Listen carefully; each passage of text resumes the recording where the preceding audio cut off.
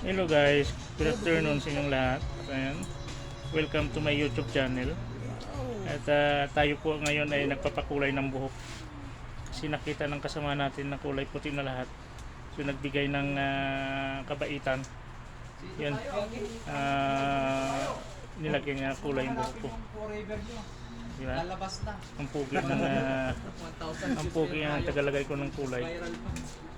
Yan. Dito lang yan sa Saudi. Yan. Ito yung kasamahan ko. Kita mo naman. Tapos ng mga duty kaya nakikitambay na lang. Diba? Parating pumapasok sa lab. After ano? Wag kasi sa ilong. Wag kasi sa ilong. After 1.5 hour or bunlawan o Hindi, 5 ano lang yan. 5 minutes? 5 5 minutes? Tingnan natin yung kalabasan pag natapos. At nagbago ba ang buhok o nagbago ang mukha?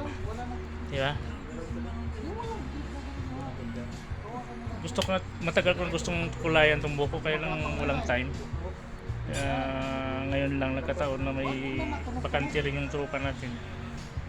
Kaya siya nag-volunteer na maglagay ng kulay. Di ba ang pugi ng taga-kulay ko?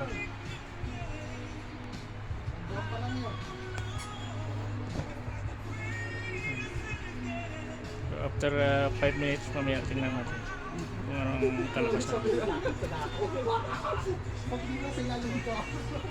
Ito na guys yung final natin na kulay. Ito. Di ba ang ganda? Wala lang puti-puti kasi puro puti na yung buhok ko. Yung ngayon, oh. Di ba? Napakaganda. Wala lang puti. Siguro after 4 months to 3 months, like that. Babalik naman sa dati ito. Kulay puti na naman. Yan. Ang ganda ng pagka-itim niya. Balbas na lang yung may kulay puti.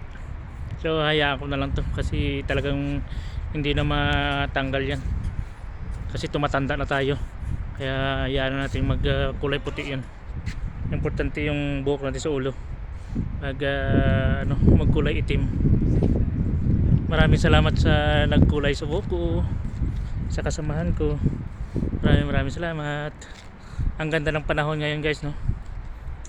Dahil walang ulan sa kahapon, masama yung panahon ngayon. Maganda. So maraming salamat.